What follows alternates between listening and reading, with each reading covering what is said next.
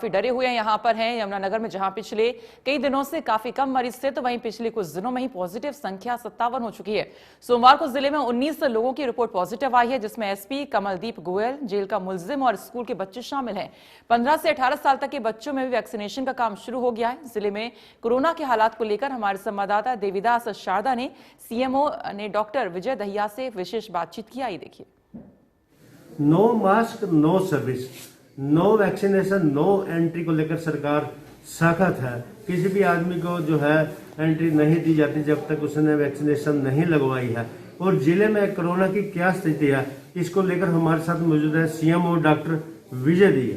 Sir, आपका India news Haryana में स्वागत है। धन्यवाद। सर, कोरोना की बात करें तो आज क्या स्थिति है? देखिए, पिछले काफी समय से हमारे जिले में जो है कोरोना काफी कंट्रोल में था, स्थिति काफी नियंत्रण में थी। 1 या 2 cases he on an average हम 1700-1600 सैंपल प्रतिदिन के हिसाब से कर रहे थे, और उनमें से 1 या 2 सैंपल ही पॉजिटिव आ रहे थे। लेकिन पिछले 10 दिनों से केसेस की तादाद बढ़ी है, 7-8 से लेकर कल जो है हमारे 19 केसेस जो हैं यमुनानगर जिले में वो पॉजिटिव आए हैं। इस समय जिले में हमारे पास टोटल 57 एक्टिव केसेस हैं, जिनमें से हमारे 38 हॉस्पिटलाइज हैं और 19 पेशेंट जो है वो अंडर होम आइसोलेशन है। तो ये अभी तक की जो है कोरोना की ताज़ा स्थिति है।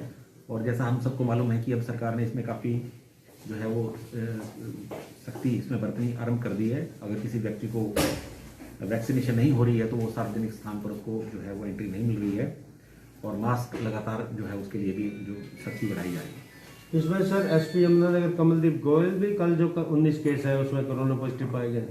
उनको मामूली सिम्टम थे, उन्होंने अपना टेस्ट कराया था, उसमें उनकी रिपोर्ट पॉजिटिव आई है, लेकिन उनकी स्थिति ठीक है, वो होम आइसोलेशन में है। इसमें सर यदि बात करते हैं बच्चों की वैक्सीनेशन की, तो जिले में कितने जो एलिजिबल कैंडिडेट है, किनको डोज लगी, कितने सेंटर, कब तक वैक्सीनेशन लग जाएगी? देखिए, हमारे पास जो 15 से 18 का एज ग्रुप है उसमें टोटल 82,327 बच्चे हैं जिनको हमने वैक्सीनेट करना है। कल हमारे 5691 लोगों बच्चों को हमने वैक्सीनेट किया है, जो कि लगभग 6.9% आता है। और हमारा टारगेट है कि हम 10 दिन के अंदर अंदर ये प्रक्रिया सभी बच्चों को वैक्सीनेशन करने की पूरी कर लेंगे। और इसमें हमारा जो आज जो है वो 76 स्कूलों में, अब ये प्रक्रिया स्कूलों में चल रही है, तो 76 स्कूलों में आज हमारी वैक्सीनेशन की प्रक्रिया चल रही है, जिसमें 72 जो हैं गवर्नमेंट स्कूल हैं और 4 प्राइवेट स्कूल हैं, जहाँ पे आज वैक्सीनेशन उन बच्चों को किया जा रहा है। इसके अलावा कोई बच्चा यदि हमारे रूटीन के वैक्सीनेशन सेंटर पर भी आएगा, उसमें भी मनाही नहीं है, वहाँ पे भी वो अपनी वैक्सीनेशन करा सकता है। सर, ओमिक्रॉन की बात करें तो क्या स्थिति जिला यमुनानगर? अभी तक हमारे पास, हम सबको मालूम है कि हमारे पास 3 केसेस जो थे वो यमुनानगर में जिले में पॉजिटिव आए थे, जो 2 व्यक्ति बाहर से आए थे और एक उनके जो इमीडिएट कॉन्टैक्ट थे। तो तीनों का जो है वो डिस्चार्ज हो चुके हैं हॉस्पिटलाइजेशन के बाद, और उनकी वो तीनों की रिपोर्ट नेगेटिव आ गई थी। अब तक जो हमारे पास टोटल इंटरनेशनल पैसेंजर हैं वो 1086 हैं जो बाहर से आए हैं इस ड्यूरेशन 25 नवंबर के बाद, जिनमें से 295 जो है वो हाई रिस्क कंट्री से आए हैं और बाकी 791 वो लो रिस्क कंट्री से आए हैं। तो हमने जिन 214 लोगों के 8 दिन पूरे हो चुके हैं, उनमें से जो 200 लोगों का सैंपल ऑलरेडी हो चुका है, 14 लोगों का सैंपल आज भेजा जाएगा, जिनमें से हमारी 172 की रिपोर्ट मिल चुकी है, जो कि सभी नेगेटिव है। जो पॉजिटिव हमारे सैंपल आए हैं उसमें जो पैसेंजर्स थे और उनके कॉन्टैक्ट थे, ऐसे 11 केसेस की सैंपल की रिपोर्ट हमने भेजी हुई है, जो कि 3 जैसे मैंने बताया था कि पॉजिटिव आए थे, और 8 की रिपोर्ट अभी अवेटेड है। सर, यदि हम बात करते हैं कोरोना की जिस तरह से सख्ती है उसको लेकर, क्योंकि आप आम आदमी जो है जिसने वैक्सीन नहीं लगवाने आ रहा है, और अपने जिला प्रशासन की तैयार क्या करे उसको लेकर?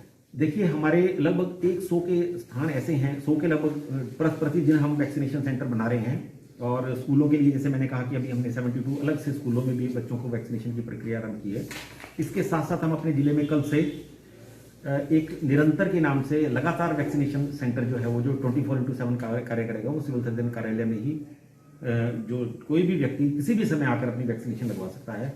तो ये लगातार एक प्रक्रिया चलेगी, और ये प्रक्रिया तब तक चलेगी जब तक हम अपने जिले के सभी अंतिम व्यक्ति तक भी सभी को वैक्सीनेट नहीं कर देते। तो कल से हमारा ये 24/7 एक वैक्सीनेशन बूथ सिविल सर्जन कार्यालय में भी शुरू हो जाएगा। इस तरह से लगातार वैक्सीनेशन की प्रक्रिया चल रही है। और जैसे जैसे लोगों को ये भी लग रहा है कि पब्लिक प्लेसेस पे जहाँ पे सार्वजनिक स्थानों पर लोगों से वैक्सीनेशन का सर्टिफिकेट मांगा जा रहा है, तो काफ़ी बहुतायत में लोग आ रहे हैं। और अगर हम आवश्यकता पड़ेगी तो आज हमारे, जैसे मैंने कहा, आज हमारे 106 स्थानों पर बच्चों से अलग वैक्सीनेशन चल रही है। अगर जरूरत पड़ेगी तो उसको और भी बढ़ा दिया। इसमें सर आपकी तरफ से एक अपील हो कि आम जन सुरक्षित रहे, घर सुरक्षित पहुंचे, घर से किसी काम जाता हो सुरक्षित जाए, तो क्या अपील करना चाहेंगे? देखिए, सबसे पहले तो जिन लोगों को वैक्सीनेशन हो चुकी है, 2 वैक्सीनेशन हुई है, वो अपना एक सर्टिफिकेट जो है वो अपने मोबाइल पे डाउनलोड कर लें। और अगर कहीं पे भी वो कोई उनसे सार्वजनिक स्थान पे पूछा जाता है तो अपना वैक्सीनेशन सर्टिफिकेट दिखा दें कि उनको दोनों डोज लग चुकी हैं, तो उनको फिर कोई कुछ नहीं कहेगा।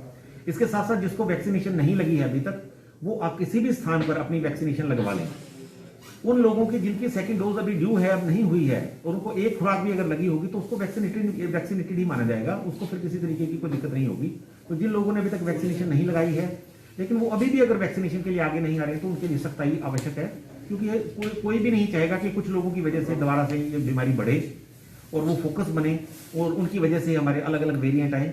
जिन कंट्रीज में वैक्सीनेशन की प्रक्रिया उतनी इफेक्टिव नहीं हुई है, चाहे वो पहले यूके था, उसकी वजह से यूके वेरिएंट आया, उसके बाद साउथ अफ्रीका में वैक्सीनेशन इतनी ज्यादा नहीं हुई तो वहां से हमें ओमिक्रॉन वेरिएंट मिला। तो यदि हम अपने प्रदेश में, देश में, जहां बहुतायत में लोग वैक्सीनेशन के लिए आगे आ रहे हैं, तो अगर कुछ लोग वैक्सीनेशन नहीं कराएंगे तो एक संभावना बनती है कि उस वायरस की वजह से वायरस दोबारा म्यूटेट हो सकता है और उसकी वजह से एक नया वेरिएंट डेवलप हो सकता है। इसलिए आवश्यक है, इसलिए सरकार इसमें थोड़ी सी सख्ताई बरत रही है कि वो उन लोगों की सुरक्षा के मद्देनजर ये कार्यक्रम किया जा रहा है ताकि कोई नया वेरिएंट डेवलप ना हो और लोग हमारे जो है वो जो सुरक्षित रहें, उसके लिए सरकार ने थोड़ी सी सख्ताई बरती है। धन्यवाद सर। ये थे हमारे साथ डॉक्टर विजय दहिया, जिन्होंने बताया क्योंकि जो कोरोना है अपने आप नहीं आता, इसमें सबसे ज़्यादा जो हमें बचाव बड़ा जरूरी है। यदि वैक्सीनेशन नहीं लगवाया तो वैक्सीनेशन लगवाएं। इसके लिए सीएम ऑफिस में लगातार 24 घंटे के लिए सुविधा भी प्रोवाइड की गई है। यमुनानगर से देवीदास शारदा, इंडियन न्यूज हरियाणा।